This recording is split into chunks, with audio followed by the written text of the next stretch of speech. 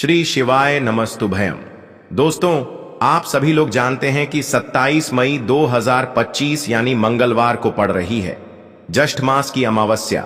और दोस्तों, यह वह तिथि है जो ज्येष्ठ मास में पड़ने वाली सबसे बड़ी मंगलवार अमावस्या है और इसका बहुत ही बड़ा और विशेष महत्व होता है। पूज्य गुरुजी ने कहा है कि अगर कभी भी मौका लग जाए तो आप लोगों को पीपल के पत्ते पर राम लिखकर बहुत छोटा सा उपाय करना है। इन दोनों का संयोग बहुत ही कम आता है।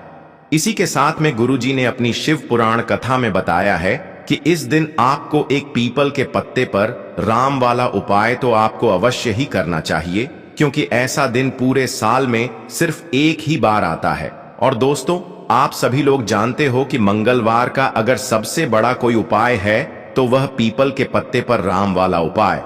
तो दोस्तों, मंगलवार के दिन आप लोगों को इस पीपल के पत्ते पर राम लिखकर बहुत छोटा सा उपाय करना है। बहुत सारे लोग होंगे जिन लोगों ने इस उपाय को ना किया हो, मतलब पूरा साल निकल गया, उन्होंने किसी भी दिन इस पीपल के पत्ते पर राम वाला उपाय को ना किया हो। पर दोस्तों, आपके पास एक पहला मौका बचा हुआ है, जो कि 27 मई 2025 मंगलवार अमावस्या के दिन है। इस दिन आप लोगों को इस वाले उपाय को जरूर कर लेना है। भले ही आपने पूरे महीने भर इस उपाय को ना किया हो, पर अगर आपने इस ज्येष्ठ महीने के मंगलवार अमावस्या के दिन अगर इस वाले उपाय को कर लिया तो आपको इस उपाय को करने का वह फल मिलेगा जिसकी आपने कभी कल्पना भी नहीं करी होगी। इसीलिए आप लोग इस वाले उपाय को एक बार जरूर कर लेना है, ताकि आप लोगों के हाथ से यह मौका न जा सके और आपको इस उपाय को करने का फल मिल सके। दोस्तों, यह उपाय पंडित जी ने अपनी अभी की ही श्री शिव महापुराण की कथा में बताया है। जी, इस उपाय को आज हम आपको बहुत अच्छे से समझाने वाले हैं। इस वीडियो को देखने के बाद इस उपाय को समझने के लिए आपको कोई और वीडियो को देखने की जरूरत नहीं पड़ेगी। तो चलिए दोस्तों, उपाय को शुरू करते हैं। देखिए, इस ज्येष्ठ महीने के मंगलवार अमावस्या के दिन यह इतना खास होता है, इतना महत्वपूर्ण होता है। देखा गया है कभी कभी बड़े बड़े पूजा पाठ अनुष्ठान से जो मनोकामना पूर्ण नहीं होते, वह ज्येष्ठ महीने की मंगलवार अमावस्या के दिन एक छोटे से उपाय करने से ही आपकी मनोकामना पूर्ण हो जाती है। और बहुत सारे लोगों ने इस उपाय को किया भी है और उनको इस उपाय को करने का फल भी जरूर मिला है। अगर आप लोग भी इस उपाय को करना चाहते हैं तो आप इस उपाय को पहले अच्छे से समझ लेना, सुन लेना, उसके बाद करना।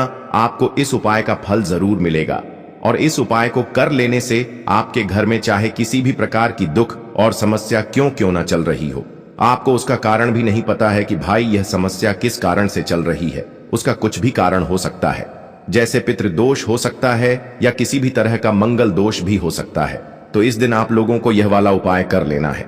यह एक ऐसा उपाय है जिस उपाय को अगर किसी विशेष दिन पर किया जाए तो भाई उस विशेष दिन का जो है वह तो हमें मिलता ही मिलता है। पर हमने उस दिन पर इस उपाय को किया है तो हमें उससे भी बड़ा फल मिलता है और फल बहुत जल्दी मिलता है, क्योंकि आप इस उपाय को बहुत ही बड़े और विशेष दिन पर कर रहे हो। तो चलिए अब उपाय के बारे में बात करते हैं, लेकिन उससे पहले आप लोगों को यह जानना आवश्यक है कि आखिर यह उपाय किस समय करना है, किसको करना है और कैसे करना है। तो चलिए हम आगे आपको वीडियो में एक एक करके बता देते हैं। लेकिन उससे पहले अगर आप लोग हमारे चैनल पर पहली बार आए हैं या फिर मेरी आवाज आज पहली बार सुन रहे हैं तो हमारे चैनल को सब्सक्राइब जरूर कर लेना और इस वीडियो को लाइक करके कमेंट बॉक्स में श्री शिवाय नमस्तुभयम ओम नमः शिवाय जरूर टाइप कर देना। तो दोस्तों, इस पीपल के पत्ते पर राम वाला उपाय को हमें इस मंगलवार अमावस्या के दिन कैसे करना है, किसको करना है, किस समय करना है और कहां पर करना है, यह सारे सवालों के जवाब आपको इस वीडियो में मिल जाएंगे। और जो यह वीडियो देखेगा भाई, उसको पीपल के पत्ते पर राम वाला उपाय जरूर करना चाहिए, क्योंकि इस दिन पीपल के पत्ते का भी बहुत ही बड़ा और विशेष महत्व होता है। आ जाए पीपल के पत्ते पर राम वाला उपाय की तो यह सोने पर सुहागा वाली बात हो जाती है और यह एक बहुत ही बड़ा उपाय हो जाता है इस मंगलवार अमावस्या का। तो अब दोस्तों, इस पीपल के पत्ते पर राम वाला उपाय को आखिर करना किसको है, सबसे पहले हम लोग वह बात जान लेते हैं। तो देखो, घर की जो बड़ी माताएं बहनें होती हैं उन माताओं बहनों में से कोई भी एक बड़ी माता बहन इस वाले उपाय को कर सकती है। और दोस्तों, अगर आप चाहें तो अपने घर में से सभी सदस्यों को भी इस उपाय को करवा सकते हैं। अगर किसी व्यक्ति की खुद की कोई मनोकामना है, खुद की कोई दुख और परेशानी है जो कि वह अपने लिए ही करना चाहता है, इस वाले उपाय को तो वह खुद अपने लिए भी कर सकता है। बाकी अगर कोई घर में से ऐसा है जो कि अपने पूरे घर परिवार की सुख और शांति के लिए यह वाला उपाय करना चाहता है, तो भाई वह भी कर सकता है, उसमें भी कोई दिक्कत वाली बात नहीं है। कहने का मतलब यह है कि इस उपाय को हर एक सदस्य भी कर सकता है और पूरे घर परिवार के सदस्य के लिए घर की बड़ी माताओं बहनों में से कोई एक माता बहन भी कर सकती है। माताएं बहनें अगर घर में उपस्थित ना हो या वह यह वाला उपाय ना कर पा रही हो, तो फिर घर का कोई बड़ा सदस्य भी इस पीपल के पत्ते पर राम वाला उपाय को कर सकता है। चाहे फिर वह पुरुष ही क्यों ना हो, उसमें कोई भी दिक्कत वाली बात नहीं है। उसके बाद में दोस्तों, जो अगला प्रश्न निकल कर आता है वह यह आता है इस उपाय को लेकर कि आखिर इस उपाय को हमें किस समय करना है, सुबह के समय करना है कि शाम के समय करना है। तो देखो, इस वाले उपाय को आप लोग सुबह के समय भी कर सकते हो और शाम के समय प्रदोष काल में भी कर सकते हो। अब अगर आप पूछो कि भाई साहब सबसे उत्तम समय कौन रहेगा इस पीपल के पत्ते पर राम वाला उपाय को करने का, तो हम आपसे बस यही कहेंगे कि इस उपाय को आप सुबह के समय करेंगे तो ज्यादा बेहतर होगा। बाकी अगर प्रदोष काल शाम के समय भी करेंगे तो भी अच्छा होगा, उसमें कोई भी दिक्कत वाली बात नहीं है। तो अब दोस्तों, जो अगली सबसे बड़ी और महत्वपूर्ण बात आती है वह यह आती है कि सुबह अगर हम उपाय को करेंगे तो हमें कितने बजे से लेकर कितने बजे तक के बीच में करना है, और शाम के समय प्रदोष काल में करेंगे तो हमें कितने बजे से लेकर कितने बजे के बीच में करना है। तो देखो, सुबह जितनी जल्दी हो सके आप उपाय को करने की कोशिश करना। बाकी अगर किसी कारणवश लेट भी हो जाओ, थोड़ी देर भी हो जाए, तो 10 या 11 बजे तक भी आप उपाय कर लेना, पर 12 बजे से ज्यादा देरी ना हो, ठीक है? इस बात का ध्यान रखना। उसके बाद में दोस्तों, अगर शाम के समय प्रदोष काल की बात करें, प्रदोष काल का जो समय होता है वह शाम के 6 बजे से शुरू हो जाता है। मतलब शाम के 6 बजे से लेकर 7 बजे के बीच का जो समय होता है, यह समय प्रदोष काल का समय होता है। तो आप इस उपाय को 7 या 8 बजे के बीच में भी कर सकते हो। मतलब शाम के 6 बजे से रात 8 बजे के बीच में आप कभी भी इस वाले उपाय को कर सकते हो, उसमें कोई भी दिक्कत वाली बात नहीं है। हमें किसी भी दिन आपको पीपल के पत्ते पर राम लिखकर बहुत छोटा सा उपाय करना है। ऐसा समझ लीजिए, जितने भी आपके शत्रु हैं, जो भी आपके विरोधी हैं, दुश्मन हैं, जो आपको हर तरफ से परेशान कर रहे हैं, अब उन शत्रुओं की अकड़ निकलेगी। शत्रु का किया कराया भी तुरंत हट जाएगा जब मंगलवार में आप इस छोटे से उपाय को करेंगे। तो देखिए, आज की वीडियो विशेषकर उन लोगों के लिए ही है जो अपने जीवन में शत्रुओं से और दुश्मन से बहुत ज्यादा परेशान हो चुके हैं। देखिए, जगत जननी मां जगदम्बा का हम मंगलवार में पूजन करते हैं और उनसे जुड़े हुए उपाय करते हैं। साथ ही साथ आपको बता दें कि मंगलवार में संकट मोचन हनुमान जी का पूजन करने से और उनसे जुड़े हुए कुछ उपाय करने से जीवन के बड़े से बड़े कष्ट भी क्षण भर में दूर हो जाते हैं। तब बहुत कम समय में आपके शत्रु और आपके विरोधी आपके जीवन से दूर हो जाएंगे। आपके दुश्मन लाख कोशिश करने के बाद भी आपका बाल भी बांका नहीं कर पाएंगे, अगर आप मंगलवार में इस छोटे से उपाय को कर लेते हैं। अब देखिए, आज का जो समय है यह कलयुग का समय है और कलयुग के एकमात्र देवता जो अपने भक्तों के जीवन से सारे कष्टों को दूर कर देते हैं, वह स्वयं है संकट मोचन हनुमान जी। और संकट मोचन हनुमान जी का पूजन अगर आप मंगलवार में करते हैं और उनसे जुड़ा हुआ यह छोटा सा उपाय अगर आप मंगलवार में किसी भी दिन कर लेते हैं, तो ऐसा समझ लीजिए, आपके जो शत्रु हैं, आपके जो विरोधी, आपके जो दुश्मन हैं, यह किसी भी तरह से आपको परेशान करने का प्रयास कर लें, आपका बाल भी बांका नहीं कर पाएंगे। दूसरी चीज, अगर आपके शत्रु ने आपके ऊपर कोई भी तंत्र मंत्र करवा रखा है, कोई भी जादू टोना, कोई भी ब्लैक मैजिक आपके ऊपर करवा दिया है या करवाने का प्रयास कर रहे हैं, ऐसा समझ लीजिए वह किया कराया आप तक पहुंचेगा ही नहीं। और अगर आप तक पहुंच गया है, कोई भी ब्लैक मैजिक तुरंत हट जाएगा जब आप इस छोटे से उपाय को मंगलवार में करेंगे। देखिए, उपाय छोटा है लेकिन बहुत महादिव्य चमत्कारी है। मतलब उपाय को करने में ना तो आपका ज्यादा समय जाएगा, ना ही इसमें आपके ज्यादा पैसे लगने वाले हैं। और ऐसा समझ लीजिए कि एक बार ही अगर आपने इस उपाय को मंगलवार में कर लिया तो इसका महादिव्य चमत्कार आप खुद देख लेंगे। तो मंगलवार के जो 9 दिन होते हैं यह बहुत ही सिद्ध दिन होते हैं। मतलब मंगलवार के दिनों में 9 माता रानी हमारे घरों में आती हैं, अपने भक्तों के जीवन से कष्टों को दूर करती है। साथ ही साथ आपको बता दें कि मंगलवार के टाइम पर जब भी आप संकट मोचन हनुमान जी के उपाय करते हैं तो मां दुर्गा की आपको असीम और विशेष कृपा मिलती है। मां दुर्गा आपसे बहुत जल्दी प्रसन्न होती हैं और आपके सारे संकटों को वह दूर कर देती है। तो पीपल के पत्ते में और पीपल के पेड़ में होता है देवी देवताओं का वास। पीपल के पेड़ में श्री हरि विष्णु साक्षात मां लक्ष्मी वास करती हैं। पीपल के देव में हमारे पितरों का वास होता है।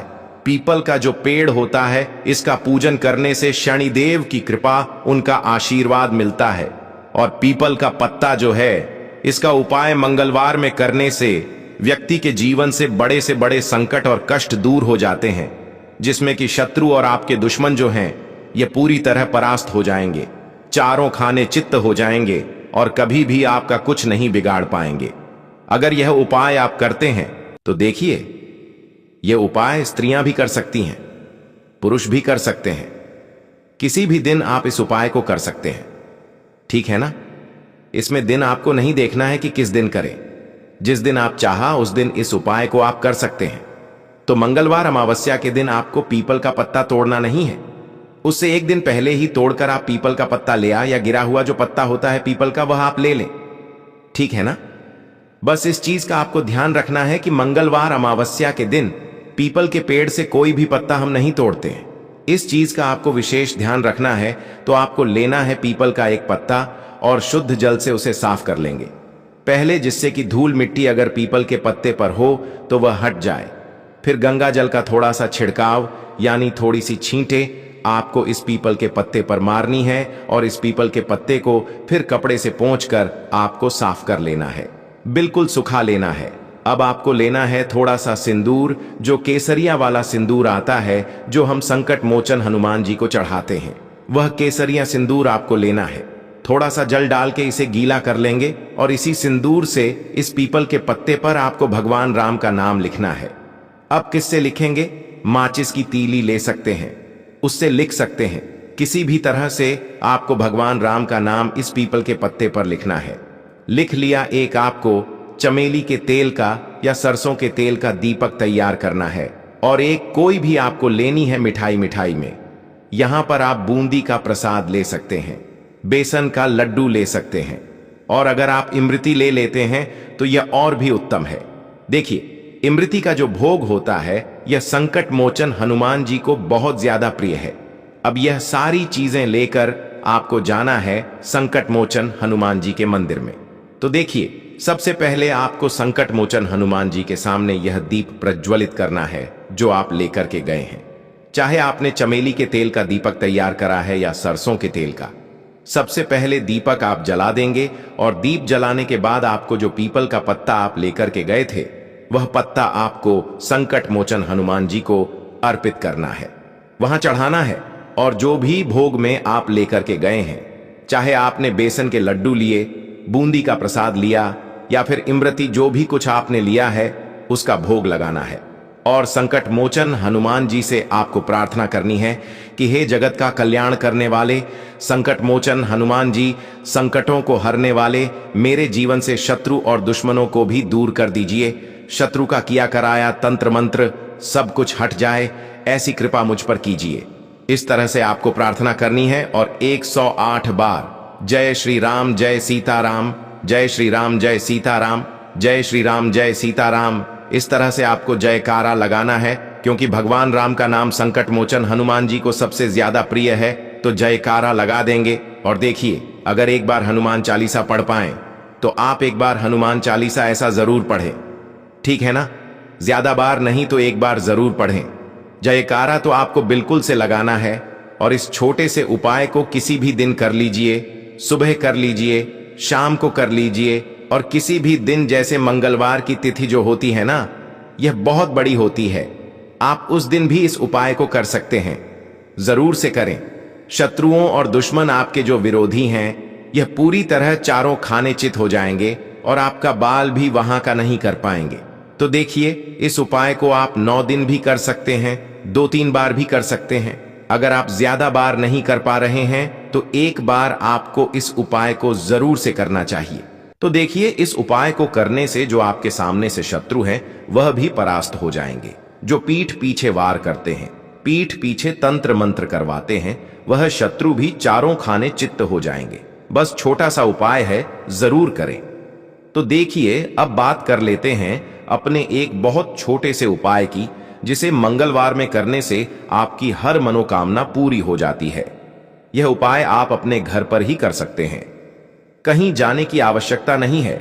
कोई भी ऐसी विश जो बहुत लंबे समय से अधूरी है, पूरी नहीं हो रही है, या धन को लेकर आप बहुत परेशान हैं, या घर में संकट कष्ट बहुत आते हैं, बीमारियां बहुत आती हैं, तो एक लाल पुष्प जैसे कि गुलाब का फूल भी लाल होता है, आप जरूर से अपने घर के मंदिर में मां दुर्गा को अर्पित करें और एक देसी घी का दीपक लाल बाती का जलाकर मां का पूजन करें।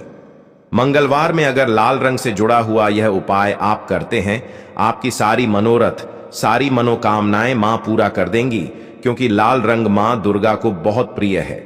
लाल पुष्प और लाल रंग की बाती का दीपक आपकी बड़ी से बड़ी मनोकामना को भी पूरा कर देगा। मंगलवार में यह उपाय आप किसी भी दिन कर सकते हैं। दूसरे उपाय की हल्दी वाला जल आपको अपने घर में किस जगह पर डालना है और उपाय को कैसे करना है और कैसे यह हल्दी वाला जलते ज्येष्ठ महीने का मंगलवार अमावस्या के दिन जब आप अपने घर में डालते हैं, छींट है। उपाय को करते हैं तो सीधे सीधे मां लक्ष्मी आपसे प्रसन्न होकर आपके घर में आती हैं और श्री हरि विष्णु के साथ आती हैं। स्थिर लक्ष्मी का आपके घर में वास होता है। कहने का मतलब है कि फिर कभी भी मां लक्ष्मी आपके घर को छोड़कर नहीं जाती है। जो लोग कहते हैं कि हमारे घर में धन तो आता है लेकिन चला जाता है लेकिन फिजूल खर्ची बहुत है। धन तो घर में आता है लेकिन तिजोरी कभी धन से भरी नहीं रहती है, खाली हो जाती है। तो 90 पर लोग ऐसे होते हैं जिनके जीवन में यह समस्या होती है कि हमारे घर में स्थिर लक्ष्मी का वास नहीं है। देखिए, हम सभी चाहते हैं ना कि मां लक्ष्मी और श्री हरि विष्णु हमेशा हमारे घर में रहे, उनका आशीर्वाद बना रहे, हम हमारे जीवन के जितने भी दुख हैं उनका सामना जो है बहुत आसानी से कर सके। देखिए, जब व्यक्ति के पास पैसा नहीं होता है ना, तो वह बहुत सारे कष्ट दुख उसके जीवन में जब आते हैं उनका सामना भी नहीं कर पाता है, और जब उसका आर्थिक पक्ष मजबूत होता है तो बहुत सारी समस्याएं उसे अपने जीवन में जो आती हैं वह छोटी लगती हैं। लेकिन अगर पैसा भी पास नहीं है तो छोटी छोटी प्रॉब्लम्स और छोटी छोटी चीजें जो हमारे जीवन में आती हैं वह भी बहुत बड़ी लगने लगती हैं। तो आपको करना क्या है, आपको यहां पर लेना है गंगा जल। तो देखिए, सबसे पहले तो आपको अपने पूरे घर में गंगा जल का छींटा लगाना है, ठीक है ना। गंगा जल आपके घर से जितनी भी नेगेटिव एनर्जी होती है उसे बाहर कर देता है, ठीक है ना। गंगा जल का छिड़काव जब आप करते हैं, उसके बाद कोई पूजा पाठ करते हैं, कोई उपाय करते हैं, वह पूरी तरह से सफल होता है, क्योंकि आपके घर में पॉजिटिव एनर्जी, सकारात्मक ऊर्जा आ जाती है, ठीक है ना। तो इतना करने के बाद आपको क्या करना है, एक लोटे के अंदर या एक कटोरी, किसी भी चीज के अंदर आपको अपने घर का शुद्ध जल लेना है। ले लिया, उसके बाद पिसी हुई हल्दी उसके अंदर मिलानी है, मिला दी। जब हल्दी आपको मिलानी है, ठीक है ना, उस समय आपको श्री हरि विष्णु का ध्यान करना है। श्री हरि विष्णु से प्रार्थना करनी है कि मेरे घर में धन बढ़े और कभी भी मेरे घर की जो सुख समृद्धि है उसमें कमी ना आए, ठीक है ना। जब आप जल मिला लेंगे उसके बाद आपको तुलसी का एक पत्ता लेना है। तुलसी का पत्ता पहले ही तोड़ लें, मंगलवार के दिन भूलकर भी आपको नहीं तोड़ना है तो वाले दिन नहीं तोड़ेंगे, उससे पहले ही तुलसी का पत्ता तोड़कर रख लें। अगर आपके घर में तुलसी का पौधा इस टाइम सूख गया है, नहीं है, तो जहां पर भी आपको तुलसी का कोई पत्ता मिल जाए, एक पत्ता आप ले आए। उस तुलसी के पत्ते से आपको अपने पूरे घर में उस हल्दी वाले जल का छींटा लगाना है। सबसे पहले घर के मंदिर में लगाएंगे, ठीक है ना। फिर जितने भी रूम है, कमरे हैं, वहां पर लगाएंगे, घर के मुख्य द्वार पर लगाएंगे।